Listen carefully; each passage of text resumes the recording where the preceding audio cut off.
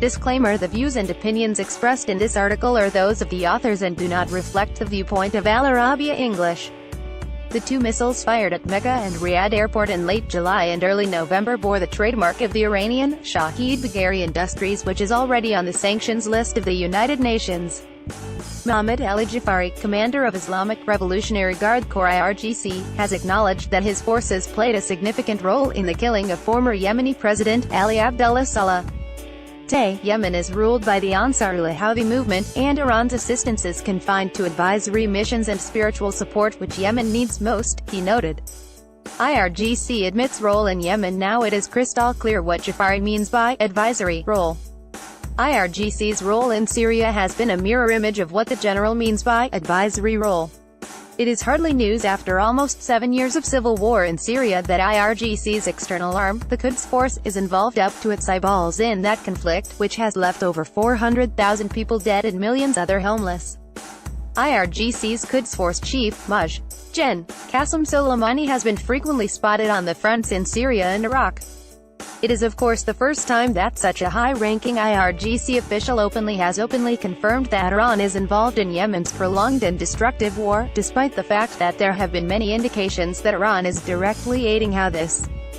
The Daily Vitain Emruz, affiliated with Iran's supreme leader Ali Khamenei, wrote, "The power structure has consolidated in favor of Ansarullah, and in this way, the resistance forces, i.e., the Iranian-backed militias, are going to get their orders from a single command room and will have a practical model and coherent strategy in the region. Today, they have extraterritorial missions, and have been able to merge their missile power and their power in the region and create a suitable blend. Missiles with Iranian markings at the same time." The fourth report by the UN Secretary-General published on the implementation of UN sanctions on December 10 against the clerical regime in Iran, points out that the two missiles fired at Mecca and Riyadh Airport in late July and early November bore the trademark of the Iranian Shahid Bagheri Industries, which is already on the sanctions list of the United Nations. According to a CNN report broadcast on December 8, evidence from the remains of the missile has convinced the U.S. that it was fired under Iranian supervision. Those remnants indicate the missile was provided by Iran, and the assessment is the launcher and missile training was also provided by Tehran. Nikki Haley, U.S. ambassador to the UN, is planning to show later this week the remnants of the missile. She is set to unveil components of a short-range ballistic missile that Houthi rebels fired into Saudi Arabia at Defense Intelligence Agency headquarters at Joint Base Anacostia Airbeling in Washington, D.C. EU cautions Iran. The National Security Advisor Gen.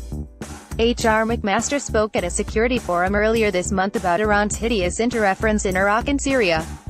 What the Iranians are in the middle of doing now is using a sophisticated campaign of subversion in Iraq and a continued support for Assad. About 80% of Assad's fighters are Iranian proxies in Syria to establish this kind of land bridge over into the Mediterranean, and so what we face is Iran having a proxy army on borders of Israel. Iran's Rouhani gambled heavily on EU's support to make up for the mounting pressures from Washington over its destabilizing role in the region. The Iranian regime did not see it coming, but the French made it all clear that they can no longer tolerate such behavior. France's Foreign Minister, Jean-Yves Le Drian, said on December 12, rather than pursue ambitions to expand its military presence in the region, Iran should work with the United Nations to try to establish peace in war-torn Syria. He said that Iran should stop creating an axis of military and political influence stretching from Tehran through Iraq, Syria and Lebanon to the Mediterranean Sea. This is exactly what Iran has in mind. Iran's menacing overreach. Iran's Foreign Minister Mohammad Javad Zarif on the 30th of November said, "The aim of the U.S. administration is to get Iran out of Syria as part of any Syrian peace settlement. The U.S. and Russia cannot decide for Iran. We are there at the request of the Syrian government," Zarif said. "It's our region. It's the Persian Gulf, not the Gulf of Mexico. We are going nowhere. Iranian regime's livelihood depends on wreaking havoc across the Middle East. The ruling mullahs have never kept it a secret their dream of establishing an Islamic State, Shiite style." Maryam Rajavi, president of Iran's main opposition organization, the National Council of Resistance of Iran (NCRI), warned in her address in Paris in 2007 about what is to come and said, "4 years ago, I warned the threat of the mullahs meddling in Iraq is 100 times more dangerous than its nuclear ambitions. Today it is not just Iraq. It has spread like wildfire across the region. It is time to stop the Iranian regime by pushing them back and getting rid of the IRGC in the region."